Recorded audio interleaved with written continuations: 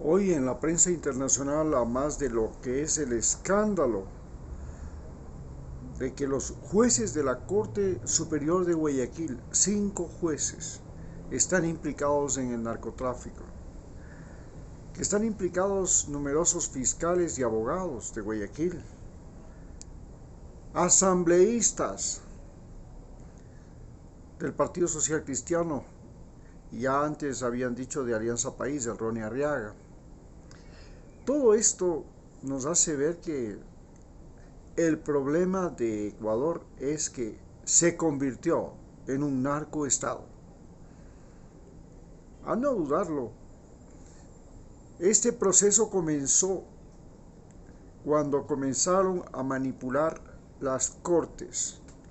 Es decir, en el gobierno de Lenín Moreno se creó un Consejo Interino de Participación Ciudadana y ese Consejo Interino comenzó a poner los jueces y comenzó a poner los fiscales, entre esos la fiscal actual.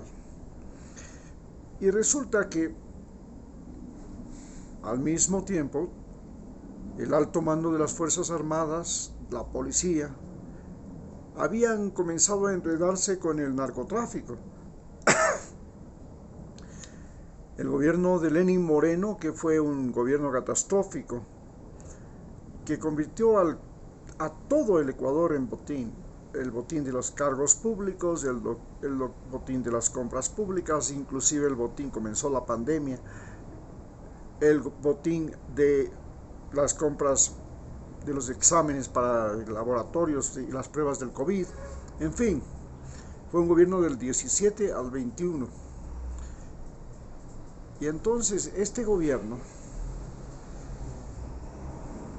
nos llevó, a no dudarlo, a la más grande corrupción que jamás haya existido. Y luego de él vino Guillermo Lasso.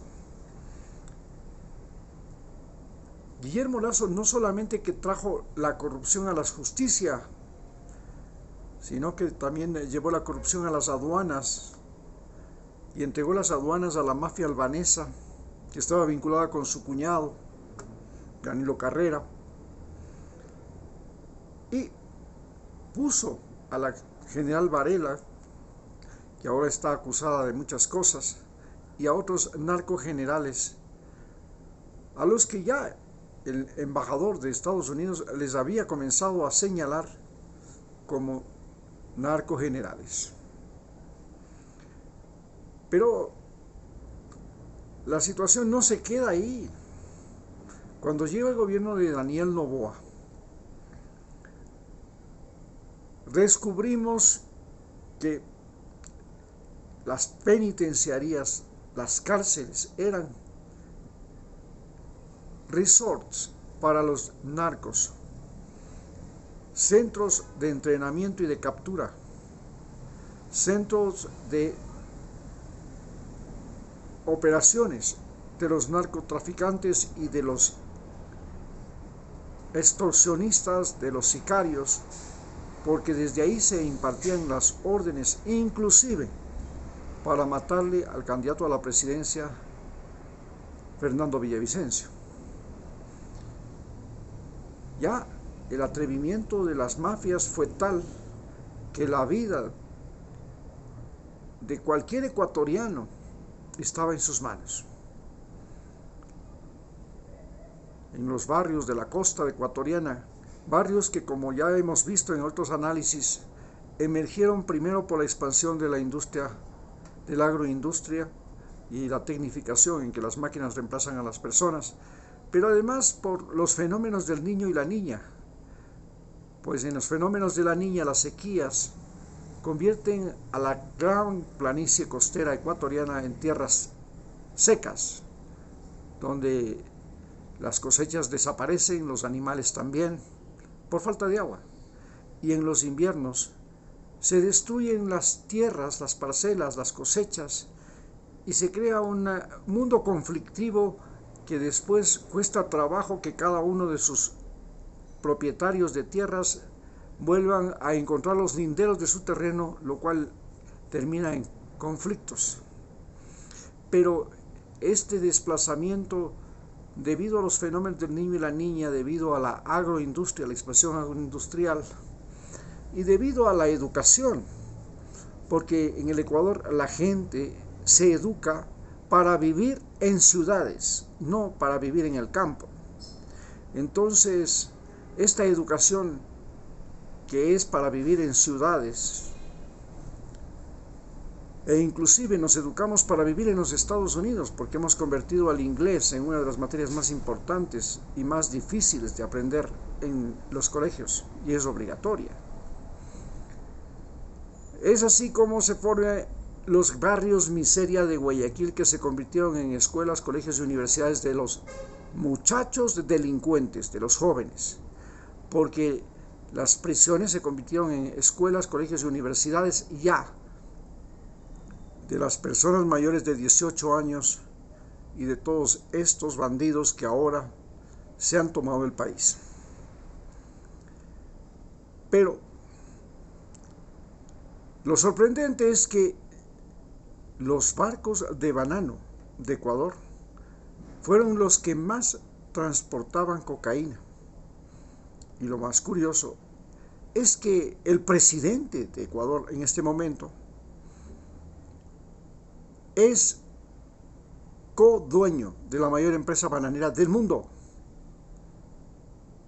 que se llama Bonita Banana, y pertenece a la familia del presidente que tenemos en el Ecuador. Por supuesto, nadie podía pensar que el presidente Guillermo Lasso podía estar implicado en el narcotráfico. ¿Cómo? Eso era imposible.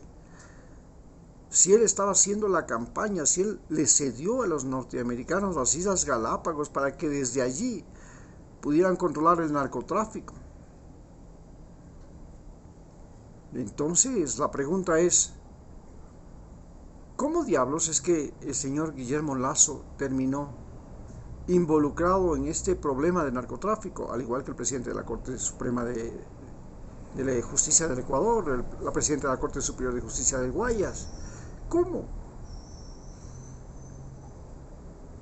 Fue porque los albaneses financiaron parte de su campaña a cambio de que se les entregue el control de las aduanas, especialmente de la aduana de Guayaquil. Y esto lo hicieron a través de su cuñado, Danilo Carrera. Hoy, Estados Unidos, todos los países de Europa están solidarios con el presidente Daniel Noboa en esta guerra civil denominada conflicto interno armado que vive Ecuador, y le dicen que cuentan con todo el apoyo, el entrenamiento, la capacitación y la logística necesaria para que esta guerra llegue a buen término. Por supuesto, el presidente utiliza la guerra al narcotráfico como campaña electoral para poder ser electo en las próximas elecciones de enero, y aspira a tener una mayoría en el Congreso, en la Asamblea Nacional, que le permita cambiar las leyes y nuevamente ser reelecto por un periodo más, y como dice su esposa, completar 10 años en el poder. Esto es el camino que ha seguido Bukele. Hoy Bukele no solamente que tiene al Parlamento centroamericano, los representantes del Parlamento del Centroamericano por El Salvador son todos del partido de Bukele. Las alcaldías de El Salvador, la mayoría, casi la totalidad, son del partido de Bukele. La Asamblea, el Congreso Nacional de El Salvador, tiene mayoría de Bukele. Y la Corte de Justicia es de Bukele.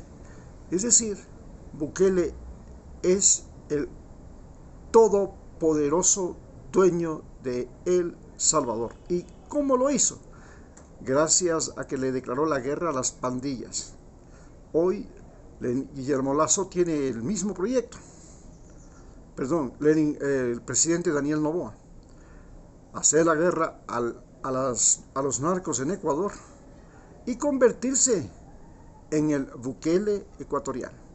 Apropiarse de la Asamblea Nacional, procurar tener la mayor cantidad de alcaldes en las siguientes elecciones e inmediatamente, el próximo mes de abril, ganar la consulta popular, que tiene como único objetivo gravar impuestos a los ecuatorianos, un nuevo orden para que los ecuatorianos trabajemos para financiar a un ejército, una policía, unas prisiones, unos jueces, unos medios de comunicación, inclusive unas fiscalías que están a sus órdenes.